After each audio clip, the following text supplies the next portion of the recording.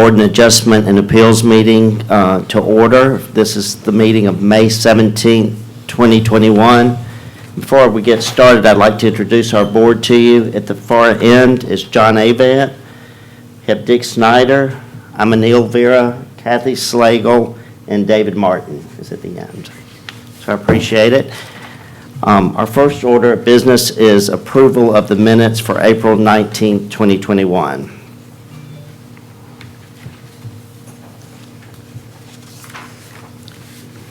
I make a motion to approve the minutes. Okay, do I have a second? A second. Okay, Dick Snyder, all in favor? Aye. Aye. Motion carries unanimously.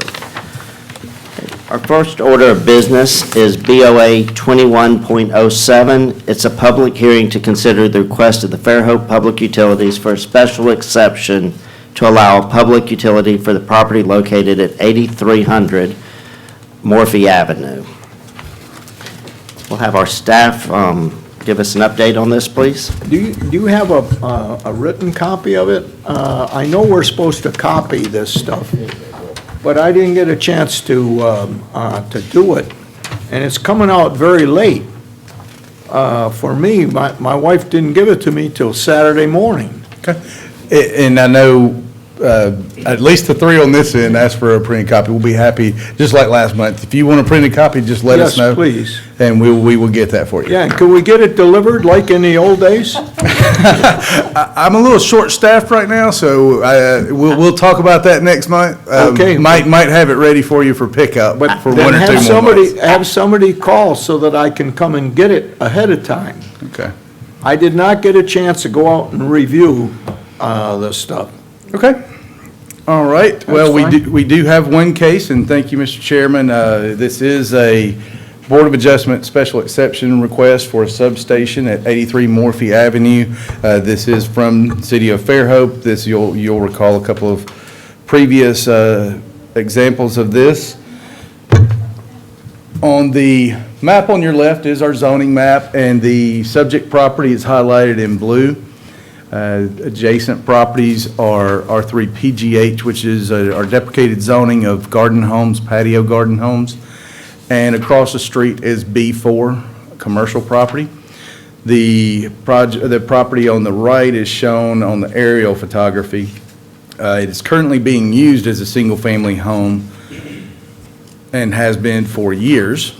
The request is a electrical substation that will allow Fairhope Public Utilities to better serve its customers. Again, this property as well is zoned R3 PGH, High Density Single Family Patio Garden Home District. I do want to clarify some misconfusions about some of the concerns we heard were this was a rezoning quest. This is not a rezoning quest. The way our zoning ordinance reads, and it's highlighted in yellow at the bottom of the top graphic, a public utility is allowed in any zoning district within the corporate limits of Fairhope. So within our city limits, a public utility is allowed, and that, as I know our board members know, but for the public, that white circle is a special exception from the planning committee, to the Board of Adjustment for review. You know, just to kind of elaborate on public utility definition in our zoning ordinance, it is a use of any structure, land, or infrastructure by a regulated enterprise or franchise to provide a subject to all members of the general public that is deemed essential for public health, safety, and welfare. Just a couple of comments. In 2019, Stewart Engineering performed a comprehensive engineering report that focused on the age, capacity, and future growth projections for each of the six current substations. The Fairhope Avenue substation, which is located near the water tower on Fairhope Avenue, in 2019 was operating at 106% capacity. That number has grown to 110%, but due to its location, that substation cannot be expanded. Several sites along Morphy were considered, and I think some of the comments will call attention to the ABC store, the site near that. This site was selected based on its topography and proximity to existing infrastructure. There was a concern of properties impacted by this, and nobody can ignore that. That's It does no good to have a substation out in the middle of nowhere. That doesn't support the preparing and for the growth that we're currently experiencing and will continue to experience. So especially along Morphy Avenue where current infrastructure is, it was critically important. And frankly, there was challenges on the other side, including more property owners adjacent to that site. One of the things I believe and I don't want to speak for the electrical department, they are here along with their engineers, but I think what can we do to mitigate, because we understand there is an impact to adjacent property owners. So what can be done to mitigate that? There's actually already been some changes to the site plan. So what's in your packet, I know the engineers were working this weekend because the surveyor had actually labeled some trees wrong, and I have to give it to them. This is the proposed site plan that's in your packet. And if you'll notice, what's happened here, the pad is moved 30 feet toward Morphy Avenue. The main reason for that, there are two very large live oaks in the back that do provide some screening, at least to the south of the property. And this whole site was moved forward to preserve those trees. And I do think that feedback is being looked at, what further landscape improvements and anything we can do to mitigate that. Now, what we look for in the planning department to prepare these staff reports, does it meet our comp plan? Does it meet sound zoning principles? Our comp plan does refer to infrastructure and states that the city needs to plan, provide, and maintain cost-effective and efficient infrastructure.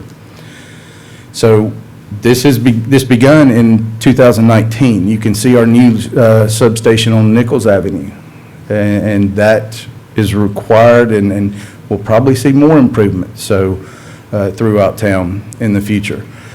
This site, again, we've talked about the zoning.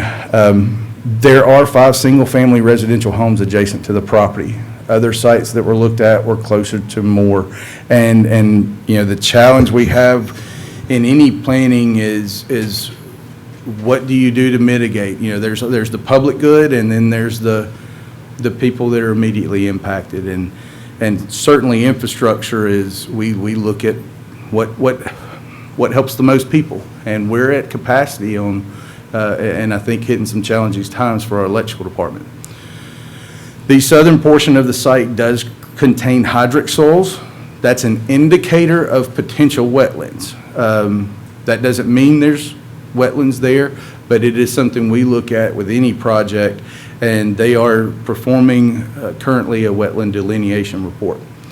The site was located within the subject property to stay away from those as much as possible. So even if something does show, we're pretty sure those are far enough north to stay out of any potential wetland areas. Again, feedback is being requested. What can we do? I think it was maybe a little premature to come with a finalized plan, or at least was the thought process, and maybe our recommendations from the planning department was bad in that, to come with a finalized plan. But we want to seek feedback as we prepare landscape plans and finalize plans and what can be done to mitigate. Based on these things, the staff does recommend approval for the public utility at 8300 Morphy Avenue. Morphy Avenue is a special street within our city that does require a 20-foot landscape buffer on the front of the property. So we have that as a condition of approval. And we also recommend that one condition is a landscape plan be provided showing future trees and plants to mitigate impacts on adjacent property owners. That was kind of the end of the report, but if you'll notice in your packet, and I believe you did get all of the concerns from citizens, letters and emails we did send. And I'm going to kind of summarize those and we can start the discussion. There's other people here that can answer those better than I. But in general, and I don't want to speak for everyone, it's a public hearing, so you'll have an opportunity to hear anyone's concerns. But to summarize quite a bit of feedback, the majority of the concerns revolved around loss of property values, EMF radiation, noise, future uses. Is there going to be storage units and outbuildings and other uses there? The existing vegetation, what's being preserved and what will be coming, is this rezoning?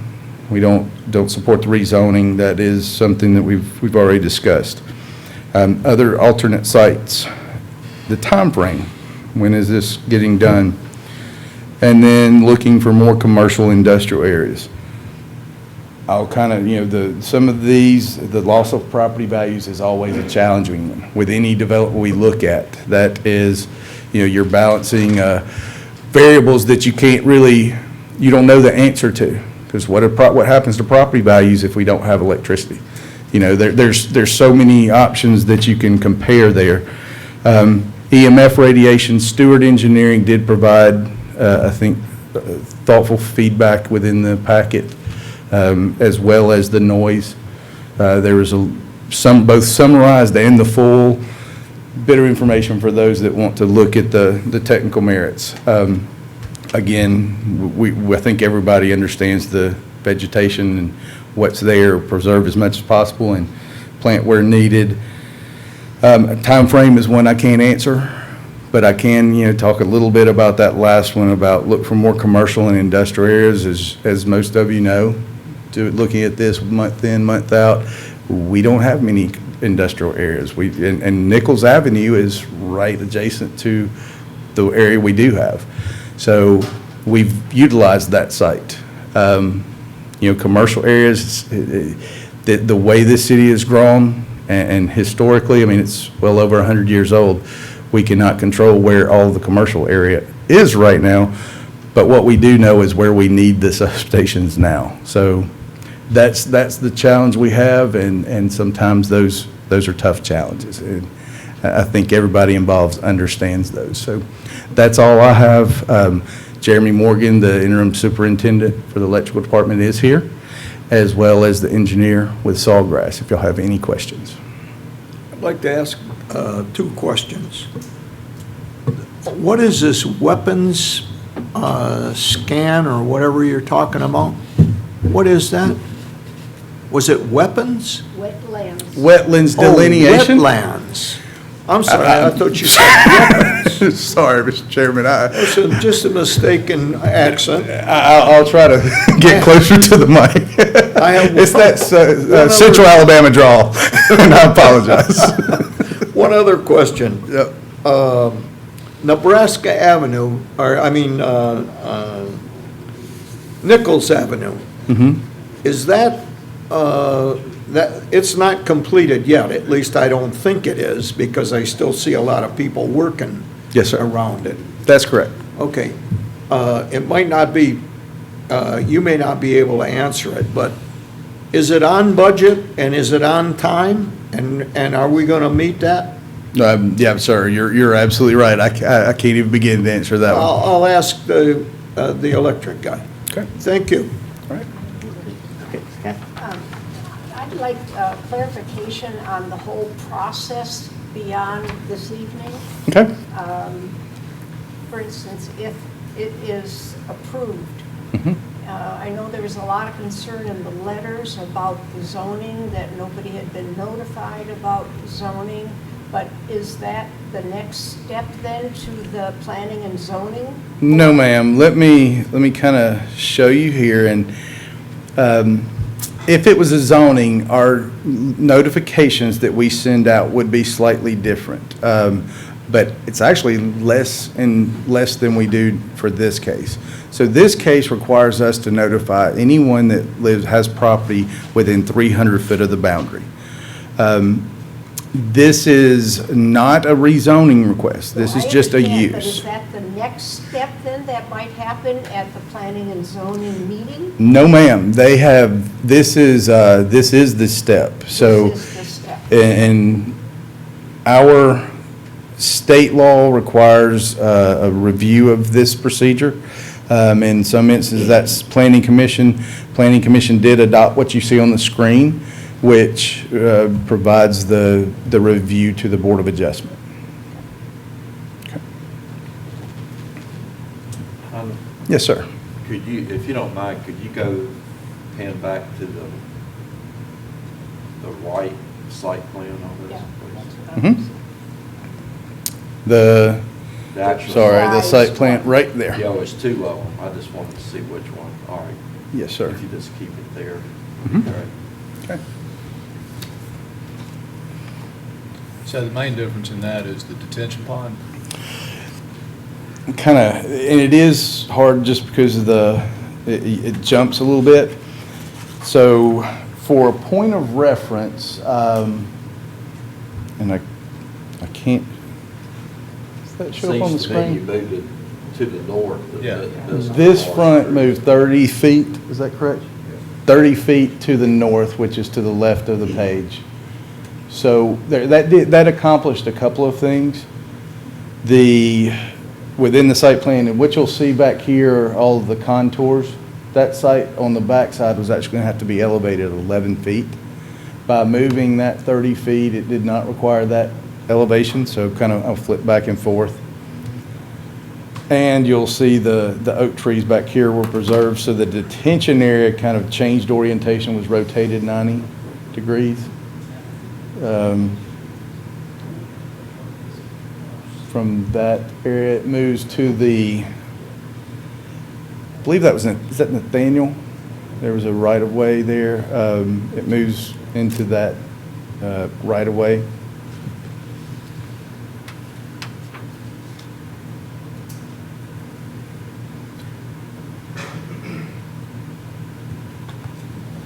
So a lot less disturbance on the site. That's correct. The house that's presently on there, on that plan, would fall where approximately? Approximately right in this area, is that right?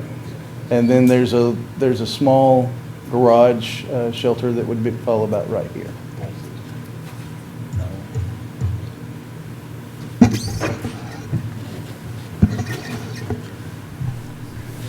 Sorry. Is that riprap on the western edge of the substation? It's kind of a shaded area. There actually would be a retaining wall on this, and for specifics on that, we can ask the engineer.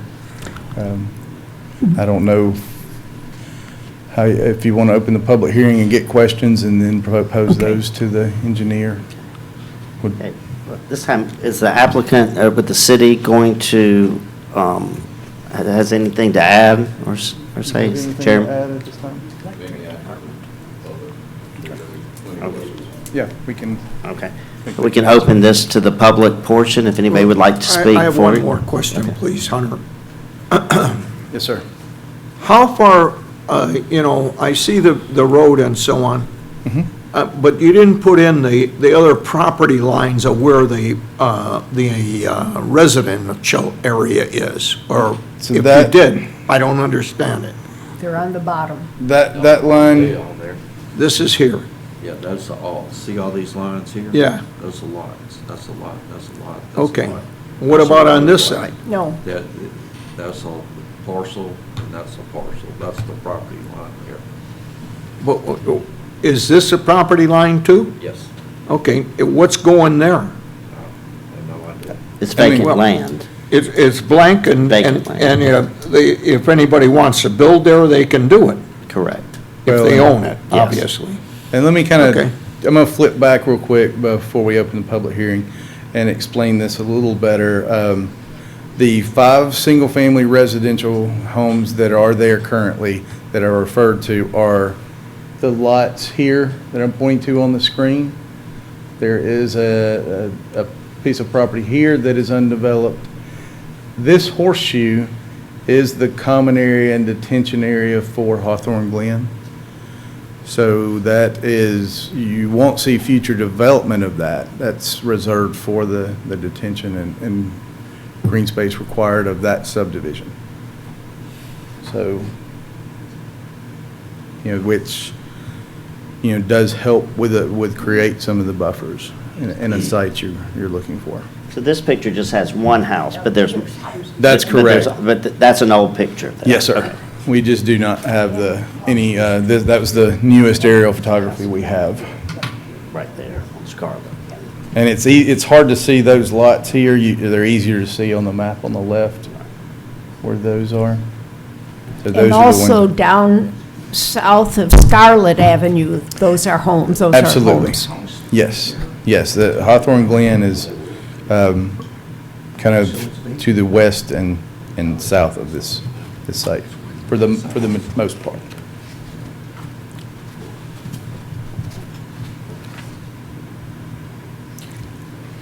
I'll leave this on the screen.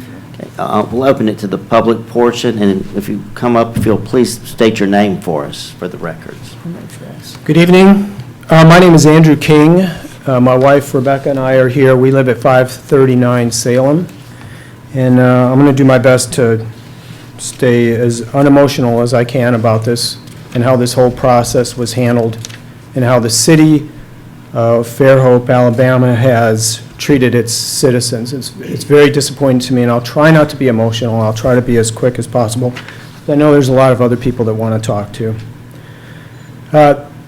I'm with you, Ms. Slagle. I don't understand why you have zoning and why you would buy a house in a community, a subdivision that has over 50 homes and live right next door to a home that's zoned single family if there's a provision within the city that says, hey, anytime we want, anywhere we want, we can put in a public utility.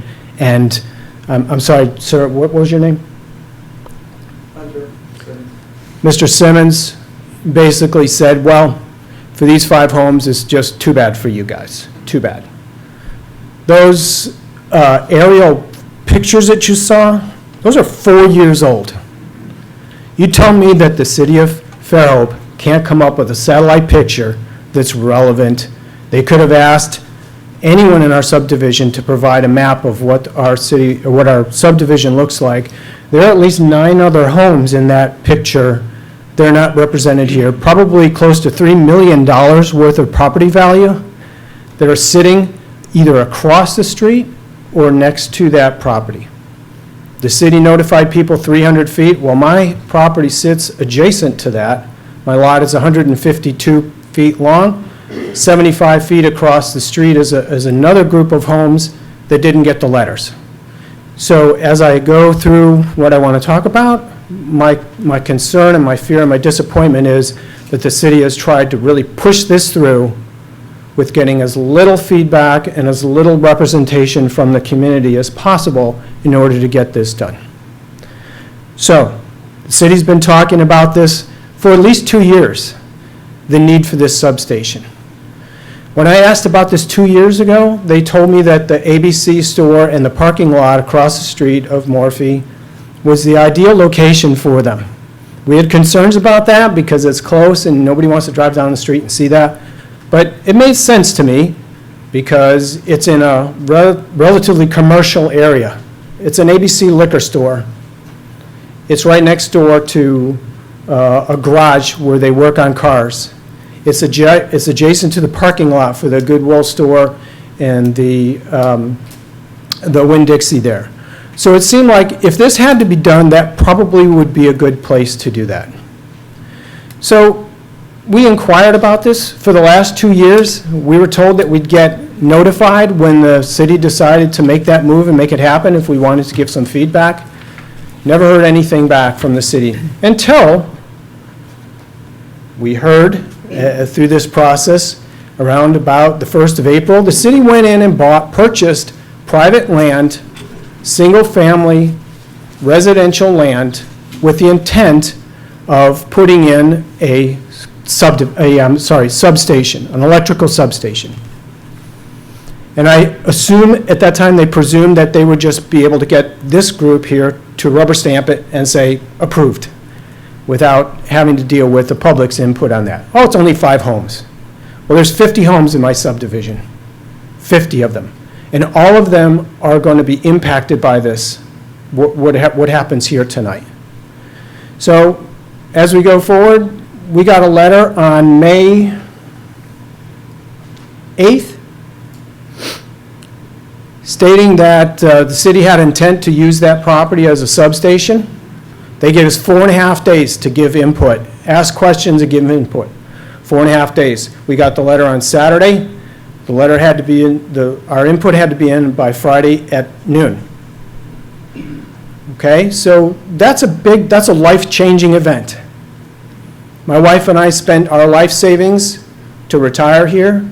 We purchased that property with the intent of living the rest of our lives here and and I'm sure all of my neighbors up and down the street, similar stories, people buying homes for the first time for their children, using that as an investment. We bought with the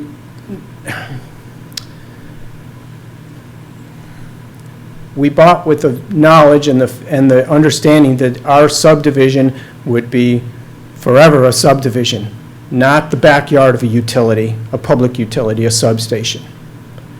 So we had 4.5 days to prepare and send messages to the city to have them addressed. The items that we sent forward that I see the responses are in this thing that, okay, don't worry, there's going to be future landscaping there. Well, somebody brought up the substation on Morphe. If you drive down substation on Morphe tonight on your way home, you'll see about 8 holly bushes that are about 4 feet tall against a 10-foot high fence and probably a 25, 30-foot substation there. That's not landscaping and that's not going to hide anything.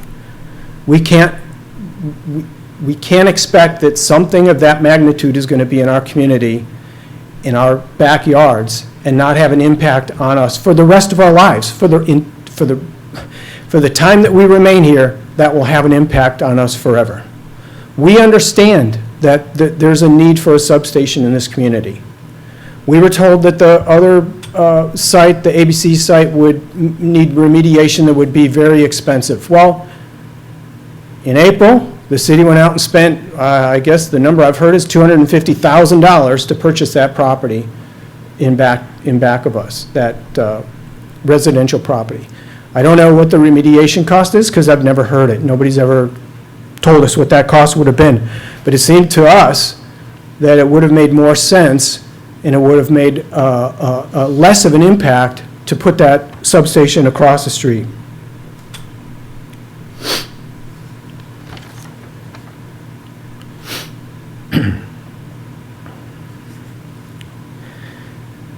Line J of the comments that I guess, I don't know if it was Mr. Simmons or somebody in his office wrote on this packet that you all received says, I'm going to read it to you. Line J, impacts on the surrounding neighborhood including noise, traffic, visible intrusion, potential physical impacts, and property values. The response was no issues noted. Now that's either a falsehood, a lie, or I'm sorry, simple stupidity. You can't think that a $350,000 home, $3 million worth of homes are not going to be financially impacted by a substation. You're all intelligent people. I don't want to lecture you on what happens with real estate values when you're backed up to utility. But I think you can all understand that if tomorrow, if this is approved, 4 houses go up for sale, they'll have to divulge that there's going to be a substation put back there. It's already been approved, and the homeowner value will drop by anywhere between 10 and 30% immediately. And that's going to have a domino effect on every single home in our community. Because if a house sits there on a substation lot and they can't sell it, and it sits on the market for 6, 9 months, a year, because nobody wants to walk into a home and walk out into the backyard and see a substation, every single home in our community, their homeowner value will drop. I'm going to ask you, and you're all good, decent people, I'm sure. If this were your home, if this were your community, if those were your children, and we have small children, 3-year-old children, 2-year-old children, children on the way that sit adjacent to that property, if that was your property or your children's property, would you vote to approve this and put in a substation? Or would you go back to the city and say, look, guys, You got to do a little bit better job and find a site that's not going to impact as many people as we have. And I think if you answer that question honestly, you cannot approve to let the city do this to us. It's just not right. It's just not right for any of us. It's a huge impact, and it's disappointing to me. I love this community. I moved here because of what it offered to us. And I'm very disappointed that it seems like we just tried to slide this in and get it done as quickly as possible and affect as little people as possible and without having any kind of commotion about it. 2 years, I said, we've been listening for the city to try to find a site. As soon as this private residential area went up for sale, the city bought it quickly, and here we are today talking about it. So I ask you, please, look into your hearts, be honest with yourselves. If it was your property, would you approve this substation right behind your house? Thank you very much. I appreciate your time.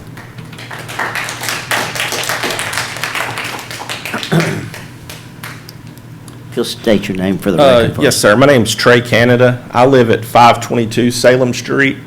I'm one of the houses that's directly next to the proposed substation. If you're looking at this picture here, I'm actually the farthest to the right.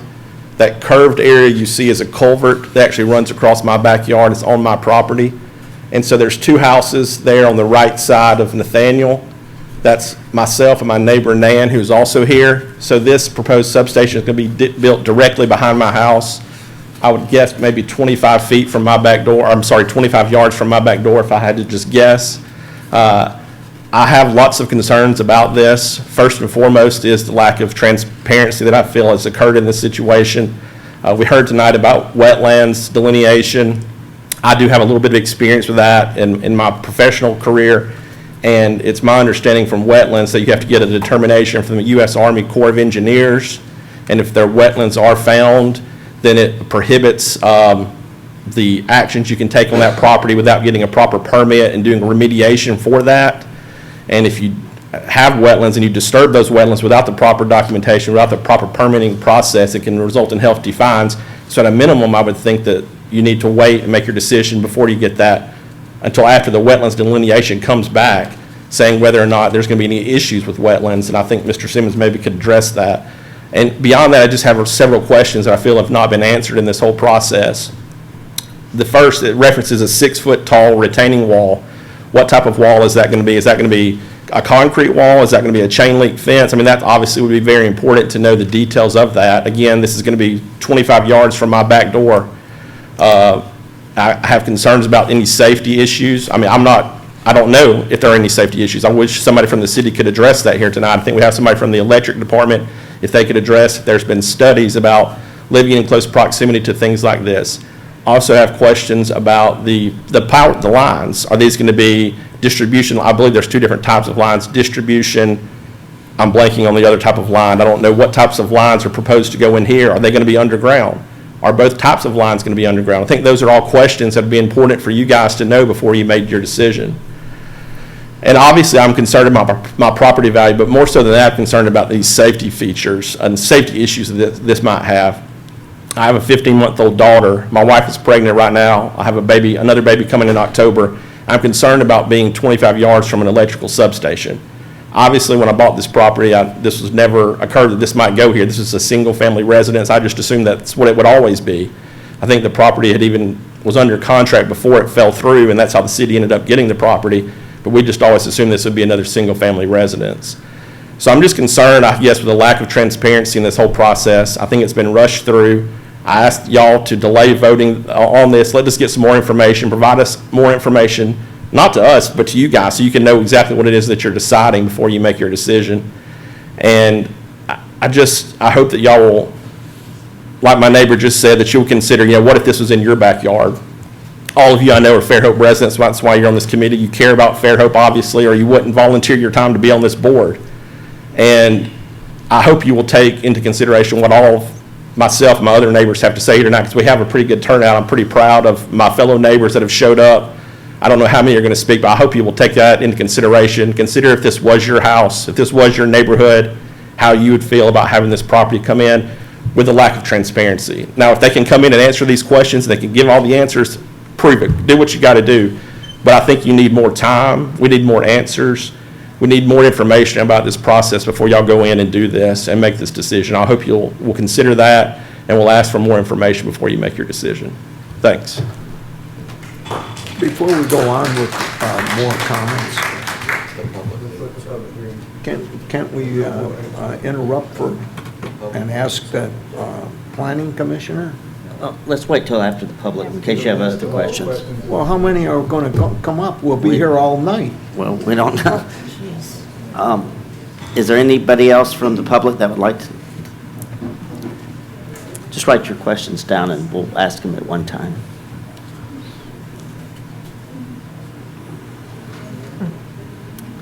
If you'll state your name. My name is James McCarthy, and I'm a resident, of course.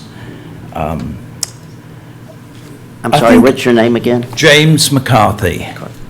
Yeah. Chris. I think I won't speak for very long. Your address. 625 Nathaniel Avenue. Yeah, I think I want to just reiterate what my neighbor has just said. I know if I was to be sitting on your side right now, I'd be very concerned about the lack of information that's given to me to make a decision. Now, it isn't really surprising the way there has been such a rush here. I too know a bit about the ABC plan, and I think up until 2 weeks ago, we were under the impression that that would eventually go ahead. I believe the public meeting was scheduled for maybe 6 or 8 months ago or a year ago. We didn't hear anything, but we had no reason to expect there would be any change. Instead of this property suddenly comes on the market. They can't have known that this property would come up as it did. And suddenly they buy it, and lo and behold, in a matter of weeks, they come to you with this proposal. Now, I would have thought, if I was sitting there, the minimum to represent us that I would have expected to see is landscaping. You've heard people here talk about landscaping, appearance, property values, EMF radiation, the wetlands. I mean, I haven't heard a single satisfactory thing from the city on this. I would basically as a resident of Fairhope, I'm appalled at the way this business has been handled. And as somebody who may one day be sitting where you are, I'd be also appalled at the information I've been given on this. Now, there's other questions, but I really think probably I've said enough for now. I think you know my views, and I think I'll leave it there. Thank you.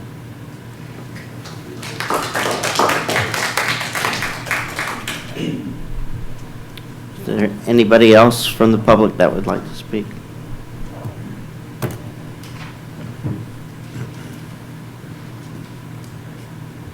Good afternoon. My name's Lee Worsham, 408 Scarlett Avenue. I'll try to keep it brief, Mr. Snyder. I don't want to keep you out here all night. I'm sorry, what's your address, 408? 408 Scarlett. Scarlett. And we're not talking about weapons. Just want to lighten it up a little bit. I guess I have if this is not a rezoning request, I'm not knowledgeable enough about this process, but it's a special exception to the zoning. So, and it's being brought before this body for approval.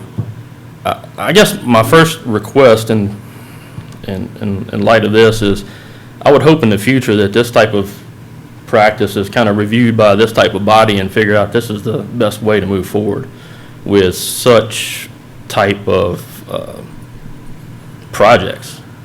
I think we all recognize the need for infrastructure here, especially along that corridor.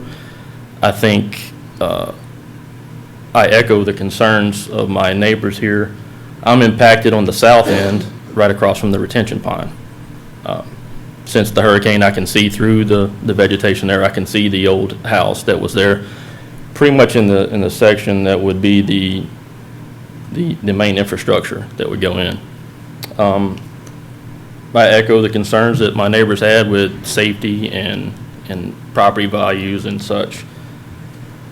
I guess the transparency issue is echoed as well. I don't see how the public, or how it's good practice for the public to use taxpayer dollars, or the city, to use taxpayer dollars, which I would assume that's where the money came to purchase this property, can do so that quickly. I understand they have to operate within the good faith and for the betterment of the city and the municipalities here.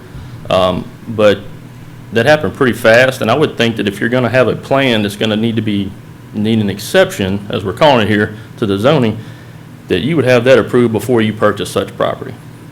That just makes sense to me, I guess, as an individual. I don't understand that process. So if you're going to purchase, I'm not going to go shell out $250,000 on a piece of property that I don't know what I can use it for yet.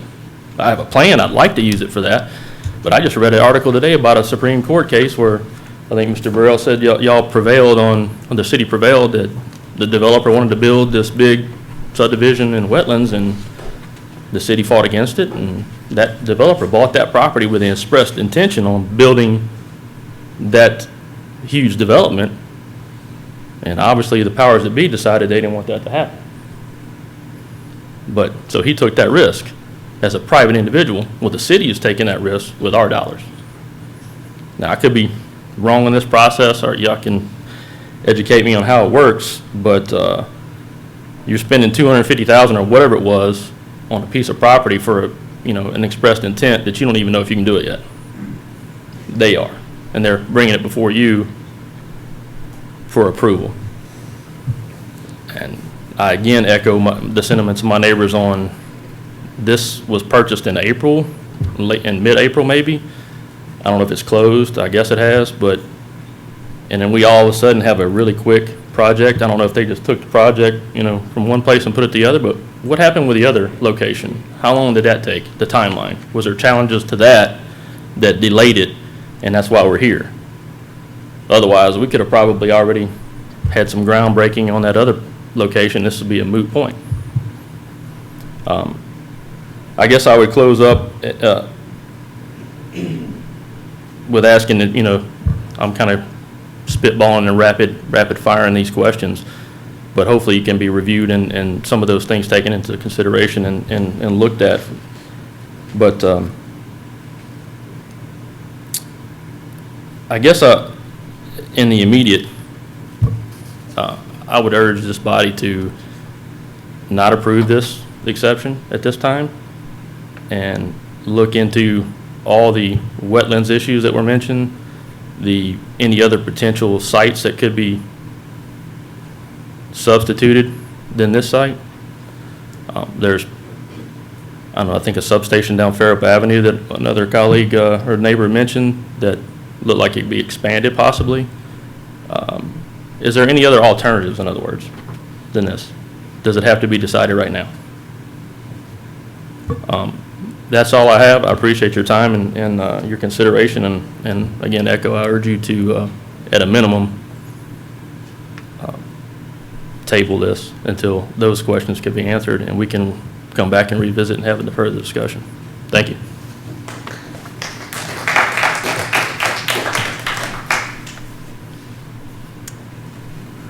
Is there anybody else from the public?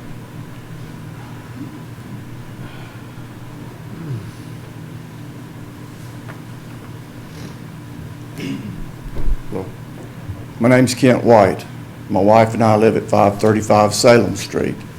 We purchased our property in 2015. We've put substantial improvements into it since then. We've built a pool and some things. We bought that home to enjoy. It's a beautiful neighborhood. We meant to live there forever. And I'm just asking you to look at the impact this is going to have on us. It's going to ruin our property values. It's going to ruin our quality of life. How am I going to sit in the backyard and listen to that buzz? I'm asking you to not allow this to happen. The city can do better than this, and they should. Thank you.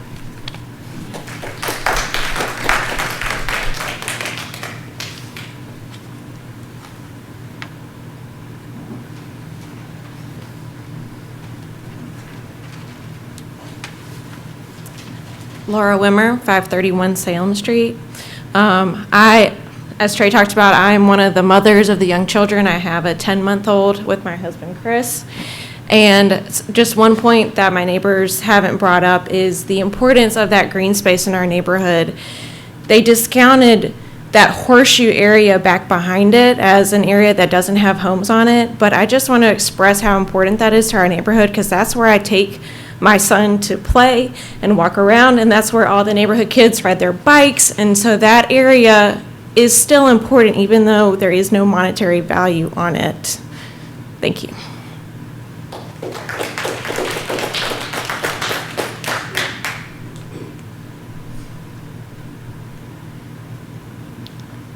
Is there anybody else from the public that would like to speak or against it? One more. One more.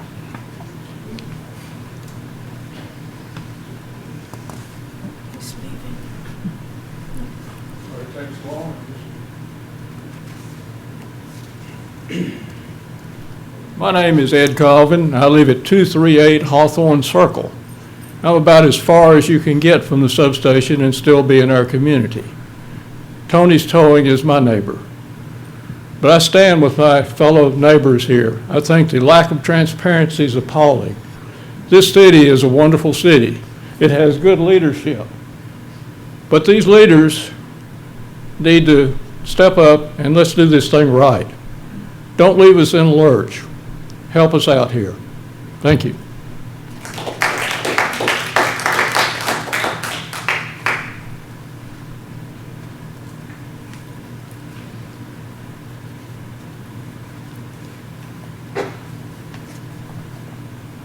Is there anybody else that would like to speak for or against this project? Okay, we'll open and close the public portion.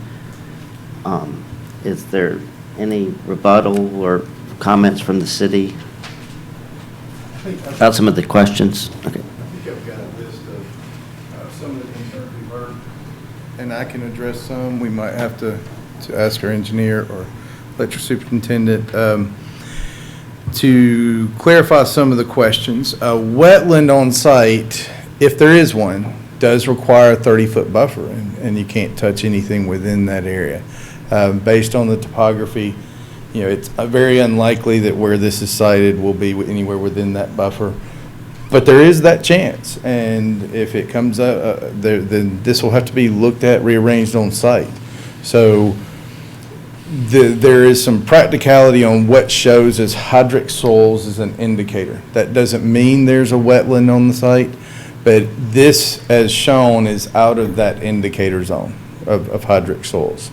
So there is maybe a little risk of citing this as it is right now, but it is, you know, by all intents purposes out of the affected area of where that could potentially be, if there is one. So before anything is done, this would require a permit. All of these things are reviewed by our building department. And that would have to be on file and recorded and you know, seen. They're going to look at engineering plans. They're going to look at drainage. You know, all of those things are still in play and have a portion that will be reviewed. I'll kind of mention the questions and we can get those answered by folks that I can't, just in the order that I have them. If there is a retaining wall, what does that look like? I think that's a question better answered from the engineers. Safety, you know, the EMF, radiation, there's quite a bit of information that was provided in the packets available to you and the public. I'm not an expert on that. So a little bit about our process, because you know, this is a complaint we hear every month at a Board of Adjustment meeting and a Planning Commission meeting. The transparency in the process, and unfortunately, you know, the boards and Planning Commission get little time to review things. You know, usually the week before is when information is out. That's kind of part of the process all over the state of Alabama, and it's something that we all struggle with. I wish we could take our time and review or anything. The state law doesn't require us to give you packets. You know, it doesn't require anything. The whole intent of the letters, that's what it requires, It requires an ad in a newspaper that gets little visibility to let them know that the public, there's a meeting here. And we understand that's not sufficient, so we do our best to go overboard, get a public out, get it on the website, get information before the meeting so that there's at least an opportunity to have some valid feedback. It's not a perfect situation, but that's the reality of what we deal with every month. And every person that comes to a meeting is sometimes shocked by that, but that's just a reality of the world we live in development and zoning issues and those sorts of things in the state of Alabama. Alternatives. question for Yes, you. sir. So you have to notify people 300 feet of any changes, is that correct? For this particular, it's a little different. Sometimes it's just adjacent property owners. In this situation, it's within 300 feet, and I think we actually went further than that. Now, it was mentioned that somebody didn't get a letter. What we are required, and we have no flexibility in this, we have to use the addresses provided that are on the revenue office. Okay. So that is the state authorized agent for addresses to get notifications out. I know some people's addresses were in Louisiana and didn't get a copy. Their neighbors hopefully provided that for them. So and we also don't control the post office. We send these out, and we know sometimes the post office are delayed getting letters, but So these are sent out regular mail, not certified mail. these yes, there's Regular. zoning changes are certified. Okay. So these were regular. The alternative that was asked for with Fairhope Avenue, I think that was the ideal situation to expand that site, was something the city would have loved to do. It was absolutely looked at as well as other options, and that was not viable. Hunter, may I ask? Well, and I can't explain the technical merit, so that, I'm just going through the list, or let your superintendent. Yes, those things, process-wise, I'm almost done with the process, so the transparency, I kind of talked about that in advertisements, and that's what it is within the process. So noise, I don't know if you're prepared on that, but that was also like the EMF. Stewart Engineering provided information for that in the packet, gave great examples of this noise compared to what is existing right now and the burden, so. Hunter, before you step down, could I ask one more question, please? Sure. In looking this over, one of the things that I'm not quite understanding, how many alternatives, locations were looked at to do this particular study or this particular project? And what were the cost differentials in them? Are we talking about major cost differentials between sites and so on? Hey, Ms. Snyder, Jeremy Morgan, electric superintendent, or Oh, interim. thank you. so- I thought that was a planning department. That's fine. I'll be more than happy to answer for him. He's answering most of my questions. And I'll tell you, mowing the grass yesterday before a meeting wasn't the smartest thing to do, so you have to excuse my sinuses and allergies, but, and I'll probably turn red as I'll get out, but I'm not gonna blow up. This is out of my comfort zone, so I'm gonna be nervous as I'll get out, but, so anyways, on that question that you were asking on the location, this location has been looked at several times. I've heard that, it's been 2 years, it's been a long time, and I'm not gonna sugarcoat it. It has been a long time, and we're getting to the point to where we're in trouble if we don't get a substation built here. So we looked at Fairhope Avenue, and you look at Fairhope Avenue site, it's underneath the water tower. During Sally, we almost lost that whole entire substation because of an antenna. Before that, they had to paint the water tower. To do that, they had to drop cables down, which was very close to our approach distance. It was very scary. I was worried the whole time. That substation needs to move from that site. It's out. We need to grow it, and it can't do that there because there's no room there. We did want to move it to the north of that water tower. That's the Baldwin County School Board. They got plans and would not sell that to us, so we could not move it there and build there. Would have been an ideal location because our 46 line is there. I know the gentleman was talking about different types of lines. There's a sub-transmission line, which is our 46, that feeds all of our substations. There's also a transmission line, which comes in from APCO, it's 110, that's 110,000 volts. It feeds our delivery point, and then the 46 goes out to all of our substations to feed distribution to all of our customers. My goal here is to supply reliable power to our citizens. I mean, we want them to, the reason people move here is because they know their lights flicker, something must be wrong, the lights go out for a long time, something's seriously wrong. We want to be able to have that power back on and restored. People want that, you know, and I think I pride ourselves as the electric department for wanting, supplying that for people to come and move in here. So that's where we're at with this. But back to the location. So looking at other alternatives, we own some land at the ABC store. That was What? great. I The didn't hear ABC that. store. You know where the ABC store is, where Winn-Dix is at? Old TG&Y? I don't know if you remember that. Yeah, I do. But it's right there off of Morphe in the Baldwin plantation point there. The ABC store's there. Behind that is a big hole and a pond. So we were going to have to fill that hole in with a lot of money of dirt to get that site built there, which I understand we want to be efficient and save the city money, save what we can, you know, to be cost effective for us and also be reliable. So during the roller coaster ride of all this happening, and superintendent changes and whatnot, that got pushed to the side and the ball got dropped. Not proud of that, but that's what happened, and then we weren't able to move on with it.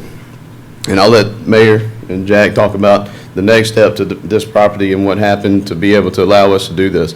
To me, it was a godsend because now we don't have to lose our contractor. And our contractor should be building that site right now or last month. We're behind schedule on that. Because of that, that's going to cost us money. We were able to move them to Atlanta because we're doing all of our substation work. I'm not sure if you guys are all familiar with all of our substation work that's going on. The city's growing. Our capacity has got to grow with it. We've got a lot of stuff that needs to happen with our infrastructure to be able to supply this reliable power. So with all that being said, that's kind of how this location came up. So our 46 lines that feed to Fairhope Avenue and then go to Atlanta, that's as far east as they go. They do not go further out. Our distribution lines, which are the 12470 lines, they go out to Walmart and Quail Creek.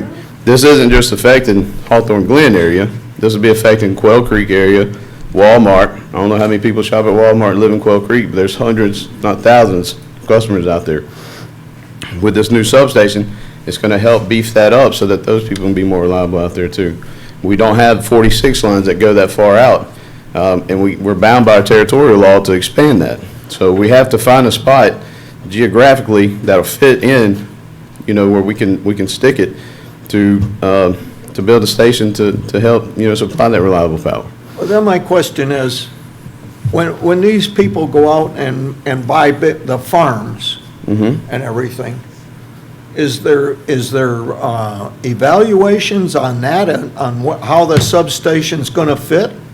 There is. We have an engineer, Stewart Engineering, that designs these stations, and they use a substation contractor. You know, of all the places that have been expanded where we've, you know, the farmers have sold this property when it was farmland, none of those were ever provided?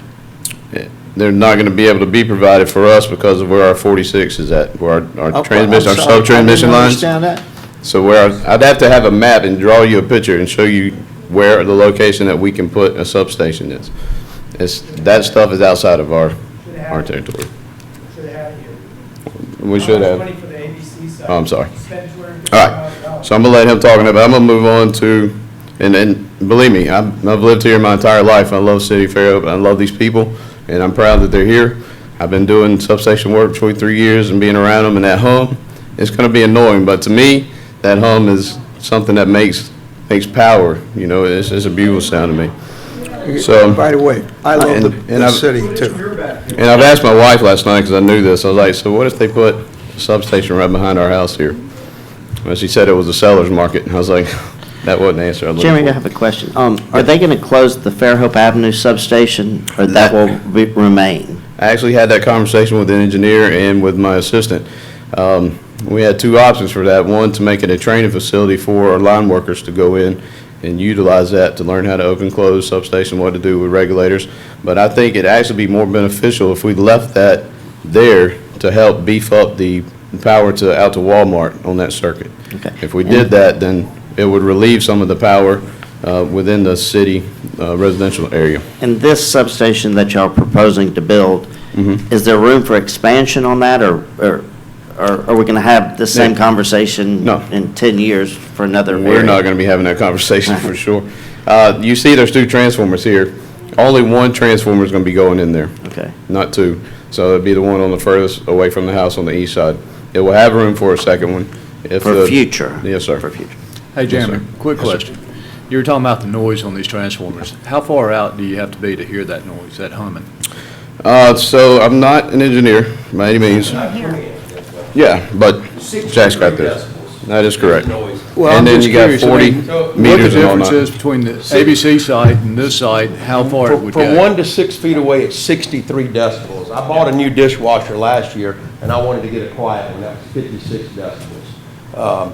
So it's a little bit more than a normal conversation. That's at a distance of 6 feet. Okay. So if you go beyond 6 feet, it's obviously going to decrease. I just want to cut you off, Jeremy, because we have the exact data. 63 decibels is extremely, extremely low. You won't hear that. I don't want to say you won't hear it, but there's a little chance that you'll hear that, probably even 20 feet away. It's just barely above normal conversation. Probably much lower than I'm talking right now. Is it going to be different from the one on Young? I don't know what that noise level is, but. Across the street. Yeah. No, I hear you. No. But they said 6 decibels, 7 decibels below NEMA standards. Yes. Which was 63 from the engineer. That's the report we have. Right. I don't dispute what it is there. I don't know what it is. No, and also, Jack, I'll tell you, if you come by any of our substations now, at 1970, they built things a lot different than they do in 2020. So the casing on them, the paint on them, the way that the windings are made, all the core is designed differently. And Fairhope also paid more money and had our transformers delivered that are even less noisy than original transformers. It's going to be absolutely well below NEMA standards on that. So noise, the decimal levels are going to be a lot lower. If you'll come to the front, because it's being recorded so the public can hear. I know you closed a quick question, and I'm not knowledgeable about the terminology on the electrical side of it. How far out, let's say how far east down Morphe can the main lines need to be? How far east can they go? Where do they turn back to the north? Yeah, so right now, 46 infrastructure is coming to Bishop. Jeremy, would you mind coming up front so I we can hear? apologize. Right now, 46 leaves the delivery station at Twin Beach. It comes Ingleside and goes to Morphe, Bishop, and stops at Fairhope Avenue. Yeah, so Bishop Road right there, it's got one stretch that hits at Fairhope Avenue. So Bishop, so like Green Wholesale Nurseries, that property is too far. Yeah, we don't have Theoretically. 46 on there. It would have to be Okay. built. All right, that was because that's about 8 or 9 acres and could be enclosed and it'd be a perfect site. I think that, Commissioner, I think the mayor is going to address a lot of these questions. Are you through yet? Because I know she wants to answer. Go ahead, because I know that a lot of these questions are going to be answered. I think the main thing that Jeremy, one of his main points is that 43 kV line comes straight down Morphe Avenue, and we're very limited, and we shopped and shopped. I want to, to the concern about how quickly we bought that land. Fair question, a great question. We did buy it as soon as it came on the market, because if we hadn't, there was going to be no other place available. Filling in that retention pond over there was costing us about $1 million, to your question. So by paying $250,000 for the land, we saved about $750,000 on the project cost, and that was really, it was blowing our budget. So we thought we were being good stewards of the people's money by purchasing this site. I'm not asking any of you to be happy about it. I'm not. I sympathize with you. Yeah, they're paying for the cost. Yeah, so you don't pay for Well- it, we do. Well, Just take it off as the they say, lot. well, Sell our house for it. if your property value really is diminished like you say that it is. Really? Well, no, ma'am, I'm not kidding you, but I think that we're going to do everything we can to mitigate what we have there. You know, like Connecticut, you can buy those other two pieces of property, the one that Hawthorne owns and the other one that's still. Yeah, buy our street, buy our street. You want to finish, Jeremy? I'm not going to make you happy, so. No, I was just, yeah, on the safety concerns, I know there was concerns about safety. You've seen all of our substations. I mean, we're gonna have the green slats in the fence. The fences are gonna be NEMA standard, 8 foot with a barbed wire around the top. You know, if somebody wants to break into a substation or get into a substation, they're not gonna be able to do it easily. It's gonna take some effort.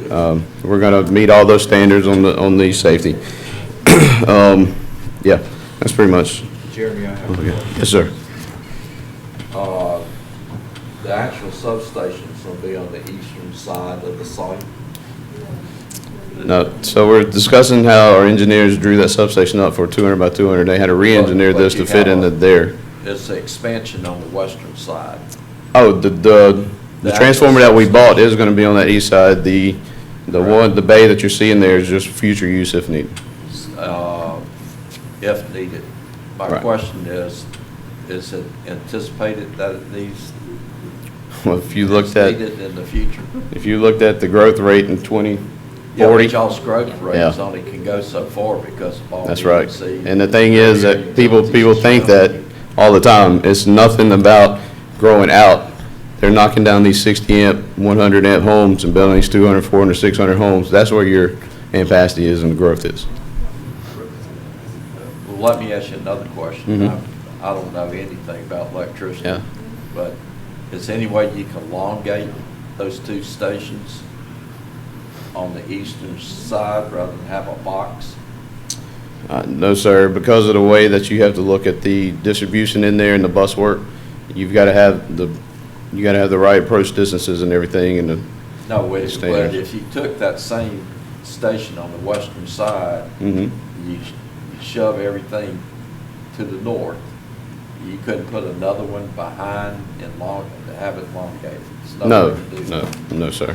And also, I'm glad you brought that up, because it made me think, on the lines coming in, there'd be a 40-phase line, 3-phase line coming in to feed that, and then we're gonna come out underground with the distribution line, so that'd be, Is it overhead coming in and, the 46 has to, yes, sir.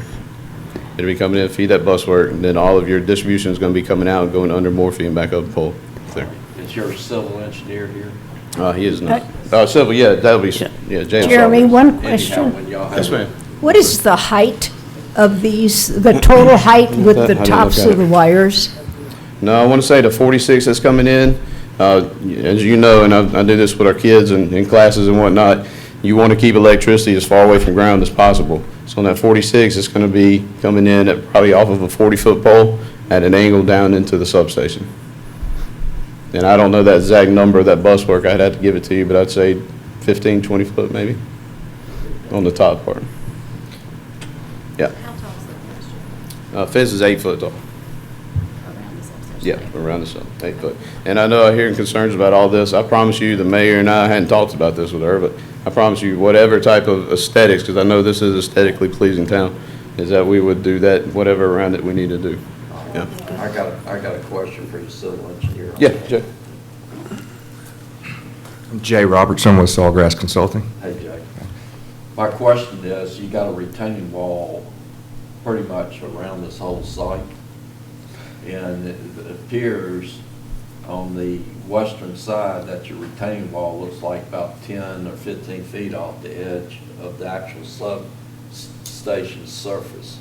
Why can't that retaining wall, well, let me back up any further. Why can't you take the eastern side where you have a retaining wall, put it 1 foot off the property line, shove everything to the east, and then where your retaining wall is off the actual surface of your substation, oh, I'm sorry, and then put it right against the surface, and then you would have enough area, we can create a larger buffer, because I'm not convinced that you're going to put any landscaping in it with the site plan. If this is a possibility of all this shoving to the east with the retaining walls literally bordering your substation surface, I'd be more convinced that you don't have a buffer in there. And that's a good point you're making, but we've been out there to kind of look at it. Along the western property line, there's a tree line that the trees are not on our property, they're on Hawthorne Glen residents' property. That we do not want to disturb those trees and their tree roots. I'm not saying, I'm saying take the retaining wall and shoving it to the east, the western retaining wall. Right, and we could, that would make the retaining All the way wall. to the east of the surface. Right, and that would make the retaining wall higher if we move it to the east. I don't care. But we do have, outside of the fence, we have to stay 5 feet, have a flat surface outside the fence for the lightning protection that will go buried about 18 inches in the ground. Then where are you gonna put your landscape? Well, the landscaping we're proposing right now will be on the slope between that 5-foot flat area and the top of the wall. And we're trying to protect the trees that are there along that western edge as the buffer. So you don't plant trees next to a substation that's on bloom out and you can't. I don't necessarily know if they're gonna plant trees or high shrubs. I'm trying to help me help you. Right. I've done enough of this, Jay, to tell you that that retaining wall can go all the way up to that surface. That whole site can shove 1 foot off that property line and tighten up that whole site in order to come up with the buffer. I don't care how high the retaining wall is.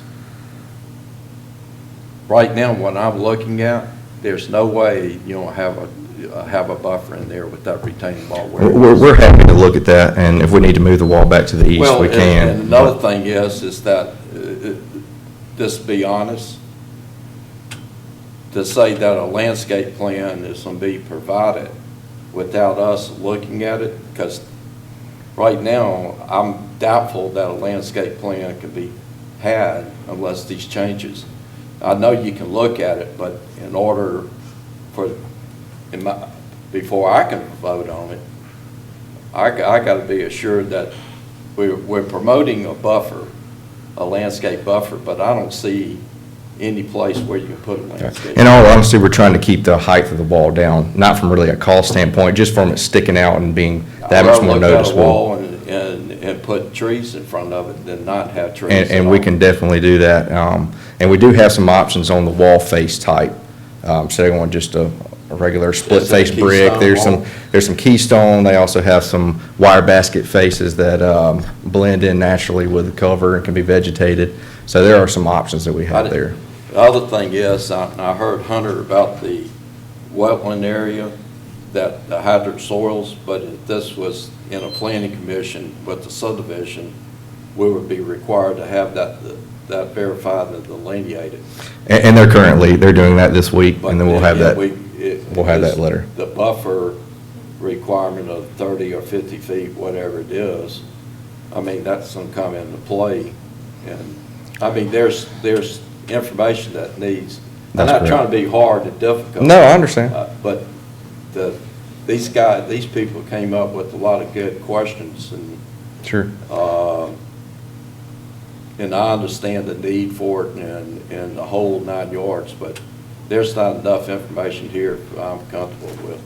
All right, we'll definitely have some answers on the wetlands this week if there are any, and I'll go back and take a look at that wall and see what we can do there. From a standpoint, you're kind of, it's a trade-off between the height of the wall and the area where you can have the plantings. So. That's for a building. So, 10 feet for a building. But we as a variance board can grant a. What was that about a wall? How high a wall can they be? Well, the wall's averaging 6 feet as it's designed now. Nothing more than 6 feet. And is there a reason for that? It's due to the grading that we have to meet. It's what? The grading of the property in the rock area where the transformers and all the electrical equipment are. You can pull this up. We have to be no more than like a 0.5% of fall in that graded rock area. So as we slope down from these electrical equipment areas, it's just kind of how the grade works out and how the property naturally falls from the east side to the west side. So that determines our wall height. Looks like this. I have a question. Yes, ma'am. I just want to reiterate I visited the property, and it's heavily wooded on the west and the east side.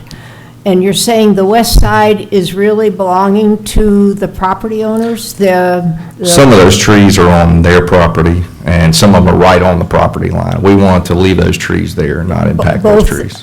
The ones that are on that property line. And what about to the east? To the east, we really don't have any trees that are on the eastern property line that are. Okay, so the gonna be- trees that are there are not on this piece of property then? That are on the eastern property line. They're outside of our property. I think outside. most of them, yes. And on the Morphy Avenue is 20-foot buffer, is that correct? Landscaping buffer. Mandated? I believe so, yes.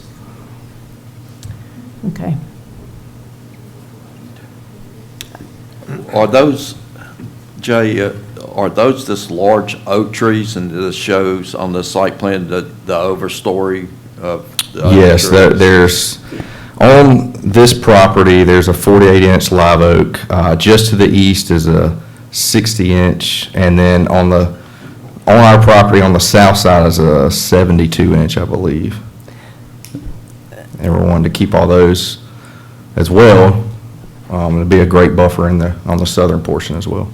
Well, on the southern portion, there's already a buffer with the detention pond, isn't it? Yes. Yeah, you've got a natural drainage way that goes through there as well. But it's not as heavily wooded, so while there's a physical buffer visually. What's on the west, I'm sorry about all these 50 questions. No, that's okay. Go ahead. Right west of the detention pond, there's a large tract. What's in that area? That's more of a wooded area, because you have the natural drainage path that crosses Morphy on the north and is draining down the west side of the property, and there's no lots or anything in that area, so it's just trees and understory. If we took the substation and moved it back we would have to cut down large oak trees. Yes. A question about the red lines, are those guy wires? Those are electrical, there's overhead, and then there's some underground power that's going out. Am I correct? Right, yeah. Yeah, the one that's center transmission, the one on the east and west is your underground. Yeah, so the one in the center is the overhead, and then on the east and west would be the underground.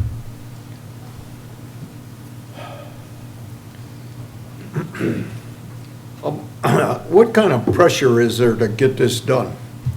What timing has, they said, well, we need to do something for all the people that live out there and that are, and that we need this station. What is the time? Well, you might be better to answer. Good evening. I will address your question, but I'm going to review a few things first that came up in the public Sherry, hearing. will you state your I name? will. Sherry Sullivan, City of Fairhope. Thank you. Thanks, Kim. One thing I just wanted people to know is this process that we're going through right now, this Board of Adjustments meeting, is why we are here, is for a public hearing and for public comment. That's why we notified the residents. That's why we're here, is to hear the public comment. Again, I know people don't think there was enough notice for that, but that is why we're here, to have this public hearing, so we can hear the public comment. The other thing is, property, the 46 kV line that runs along Morphy Avenue, we know that we had to put a substation in that area. We knew that Fairhope Avenue was not available, that substation had to be expanded because it's already at 110% capacity, which is what I think you were asking. We know that we have to expand to meet the growth that we're seeing right now. So we tried to buy land from the Board of Education. We weren't able to do that, and we can't expand into the church property. So we looked for another location. We did look at the area there by the ABC store, but we were looking at a drainage area that we were worried about mitigating the drainage there. We were looking at a crazy cost on the site plan, and that's when we started looking for other property. We didn't, as a city, just go out and look at any piece of property. our engineers that are building these substations for us or designing them came to us and said, this is where your lines run, this is the properties that you need to look at.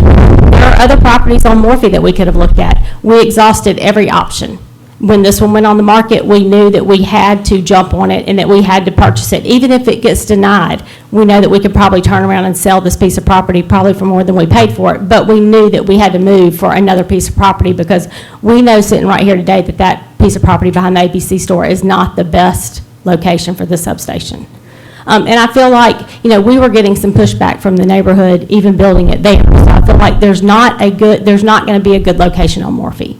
We're going to have concerns. We're going to have, we're going to have people who just don't like us putting a substation there. And I understand how they feel about it. But at the end of the day, we have to put a substation somewhere along those distribution lines. We don't really have a choice, other than not being able to provide people power. The other thing that I just wanted to mention is that we are dedicated to maintaining that landscape buffer. We have hired somebody to do a landscape plan. I understand when you go to the Planning Commission that you have to have all this before your approval. I understand that. I'm happy for you to approve this contingent on that landscape plan, on staff, make sure the staff reviews it, but we have ordered a landscape plan. I walked the property myself. I actually have walked it 3 times. I met this morning with Sawgrass out there to talk to them about the drive into the property, how we could move that, how we could save some of the pecan trees, even though pecan trees, aren't great trees to have. We know they break during storms. We know they can be a nuisance because they drop pecans. But I really am dedicated to maintaining this landscape buffer. I understand how important that is to people. I'm happy that we were able to save those oak trees in the back. I think that's going to make a huge difference to those people who live in the back of the property. I think Mr. Worsham is the one who said that he could see through that tree line. So maintaining those oaks, I think are absolutely what we have to do and what we need to do. But again, we are dedicated to maintaining that landscape buffer. And I even talked this morning about looking at the possibility of using a tree spade and some of the larger mature shrubs on that property that are around the house to replant those along that tree line as well, to make sure we're putting some mature, shrubs there to make sure we're, again, mitigating the visual aspects of this and the noise aspects. But again, just also addressing the noise.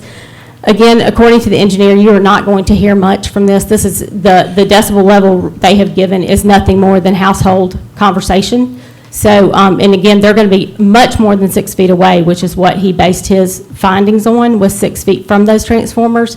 You're going to be much more than 6 feet away and have a heavy landscape buffer there. So hopefully the noise will absolutely be mitigated. I'm trying to make sure I didn't miss anything else. One other thing that I wanted to let people know, again, the reason, it's been saying, why are we rushing through this process? It wasn't a matter of rushing through, but all of us know how property is snatched up here really quickly once it goes on the market. Again, based on recommendations from our engineers, we looked at other available properties on that stretch of Morphe. There was one that was tied up in a estate, and one that was no longer available, it had been sold, and one that we even approached people who didn't even have their property for sale and asked them if they were interested in selling, and they did not. They would not sell. So when this property went for sale, we knew that we had to purchase it. Even though if we had to turn around and resell it, we knew that we could recoup our money. But again, it's our responsibility to be fiscally responsible and to be good stewards of the city's money, and that is what we were trying to do. Madam Mayor. Yes, sir. I still don't understand the timeline. Okay. Try and help me understand that. In other words, what's the critical timeline on this? We're going through this, and I think with inadequate information, and really, there should be some place that says, this is why it's necessary to do right now. It's necessary to do right now because on that Fairhope Avenue substation, we're at 110% capacity. We have rebuilt the substation there on Nichols. Our distribution line runs down Morphe, so we know we have to build another substation there to take some of the load off of Fairhope Avenue. All of our substation upgrades depends on this Morphe substation. It depends on being able to connect those lines and to pull loads from different substations to be able to upgrade Morphe, to be able to, utilize Twin Beach, to be able to utilize the Nichols substation. All of them work hand in hand. So it's imperative that we build the substation, and we need to do it timely because right now we have contractors here who are building the Nickel Street substation. They're also, and we need to deploy them to this next substation. We're already a year behind on this project because we didn't move quick enough on that site there at the ABC store, doing our due diligence to see if we could use that piece of property. And shame on us for not knowing that sooner. But we're here now, and it's a necessity that we build the substation. And, yeah, I'm sorry, go ahead, John. Would 30 days hurt? We would love to be able to deploy this project by July 1 at the latest. I'm not saying 30 days that we can't go ahead and do some site work, that we can't go ahead and do a demo on that house and start some dirt work, and that we can't just let our engineers move forward. Our concern would be obviously, money and time. So if we can continue to expend money on this project, but if it comes back up the next month and y'all deny it, then, we've expended a lot of money and a lot of time, and then we're that much further behind, and it's going to put our electric system in jeopardy of failure. Question, how long would it take to finish the engineering and the wetland review? We're hoping that we could have everything done no later than mid-June, late June, to start work the 1st of July. Can we have a, Mid-June of this month, of this year? What about, Hunter, can we have a special meeting that once, because I like to have some information and then have you start your advertising tomorrow, we'll set a date, the engineers come back with the information, all I'm trying to do is I have some concerns about the wetland thing particularly. And John, just so you know, the wetlands, it's on a portion of, if there is wetlands, it's on a portion of that property that is not going to be impacted by the substation. We can definitely get 30 feet, 50 feet off that. So I'm not really worried as much about the wetlands delineation that everybody's focusing on. We can certainly move away from that site. That runs through it. Okay.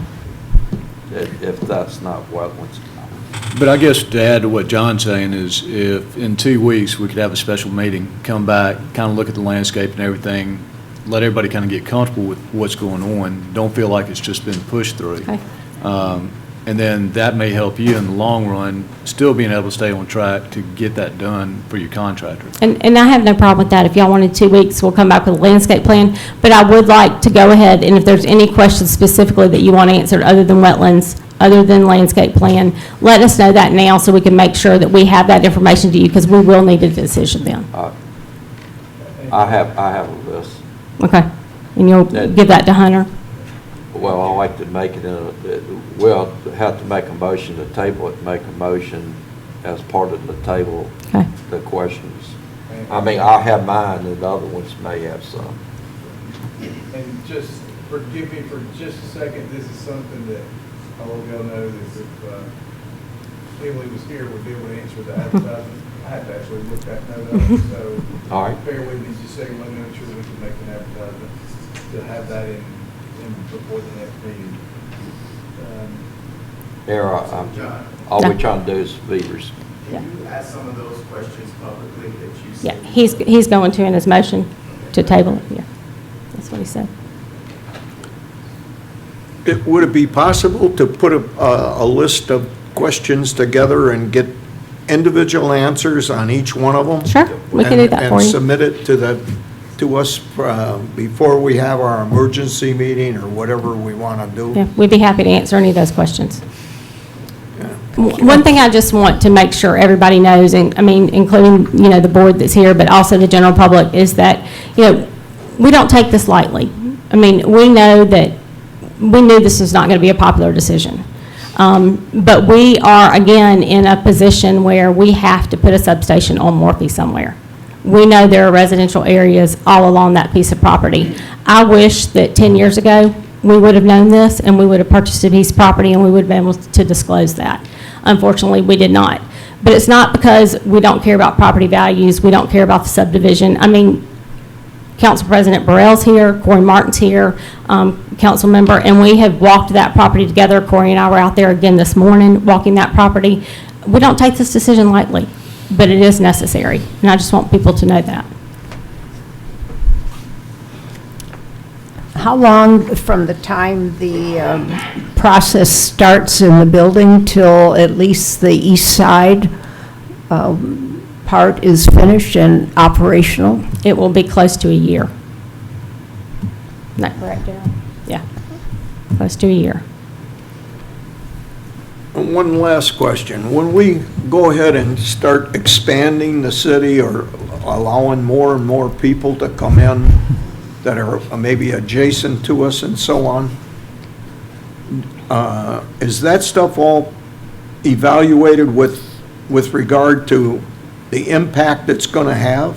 It is, yes, sir. And what kind of impact charge do we make to people that want to come in and so on? Do we have an impact charge on this and on people that buy farmland and decide they want to put a subdivision in? We do have impact fees. We also have aid to construction. I think John can probably speak to that we work with the developers and do aid to construction. So if there's upgrades to our infrastructure that's required. What are some of our impact fees? I'm sorry, I don't have it in front of me. I would have to pull that information for you, but I can pull it for you and get it to you, Mr. Schneider. That's an incredible formula. Yes. It's what? Yeah. It's an incredible formula only a computer can. Yeah, based on the cost. Yeah.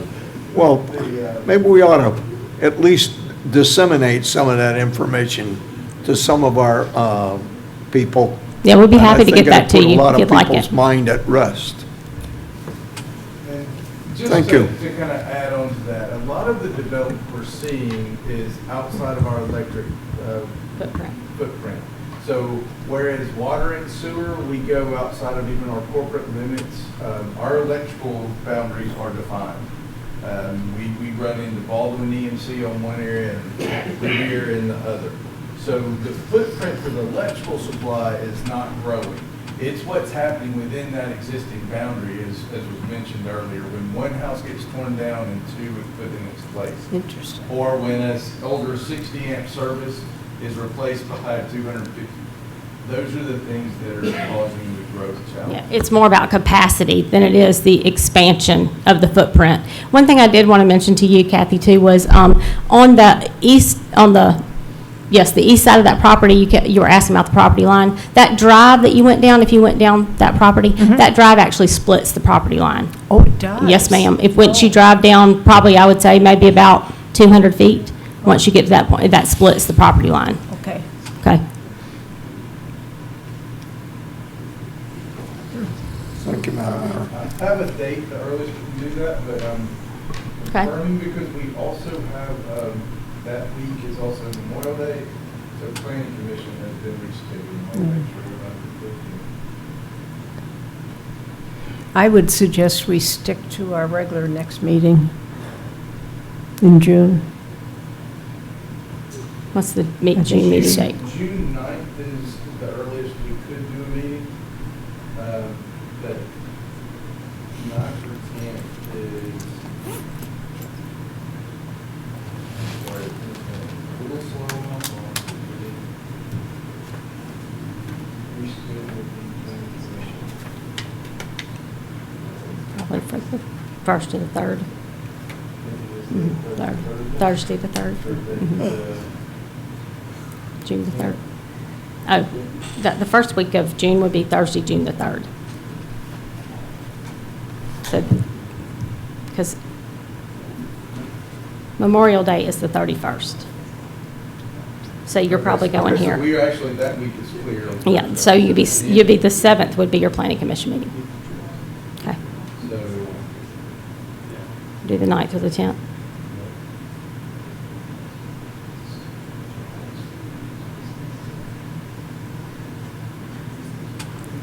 And you're saying that date simply because you've got to do public notice on her?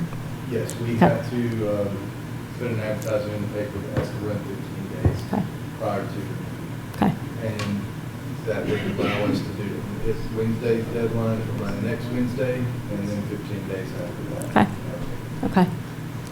How does this impact this project for you guys?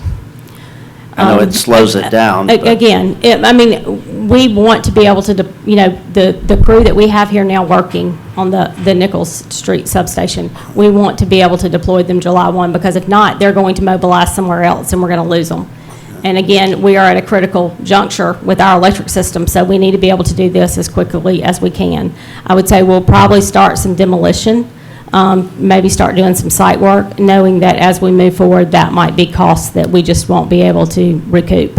We're going to move forward as fast as we can. Mayor, Go ahead. I just want to add that it impacts the schedule, but keep in mind that our entire electrical system is being upgraded. We're in a $12 million upgrade of all of our substations. This is just one component of that. And not being able to get these 43 kV lines placed and have this one substation, wherever it is, operational, is impeding the progress on all of the other substations. So it's not just affecting that area that this substation serves, it's affecting the areas that all of the substation serves. And we're having to put loads on, even those substations that aren't running at full capacity. When we're building these substations, we have to put loads on those substations, and then they can't operate efficiently until the system as a whole, it's made to work together, and they can't work together until these 40 kV lines are installed. Is that right, Chairman? Okay.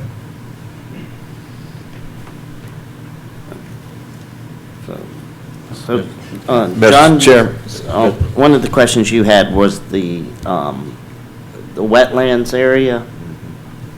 So, does that site plan that we have, is that is the wetlands part of this? That it would? Yeah, it would be when we come back. Okay, all right. It show if it's delineated on site or not. I can cover all of it if. Okay, go. If may. Okay. What was the next available date, Hunter? The earliest will be Thursday, June 10th. June 10th? I make a motion to table this application until June 10th. And what I like to see when we come back is a revised site plan, and see what the possibilities are of moving the whole site as far to the east as possible.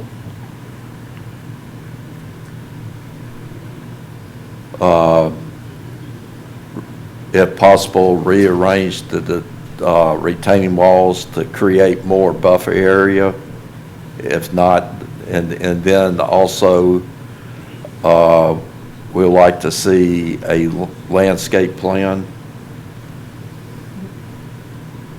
on this, and probably an elevation of the landscape plan. If you're in the back of the lots, what you would be looking at, wall height and vegetation, and the delineation, wetland delineation. Second it. We'll take a roll call vote. Start with John. Yay. Dick? Yay. Yay? Aye. Yeah. And Dave, okay. Motion has been tabled until the June 10th meeting with the additional questions. Thank you very much. Answers. Appreciate Thank you it. very much. Thank you. Here? Meeting will be here at 5 o'clock. I will confirm that as first thing in the morning and let everyone know that we have this room available. We will find alternate location if we need. And that does give you enough time to advertise it? Yes. Yes, sir. okay. Yes, sir. It's only a week ahead of the regular Very good. scheduled meeting anyway. I'd still like to see a calculation on impact. Okay.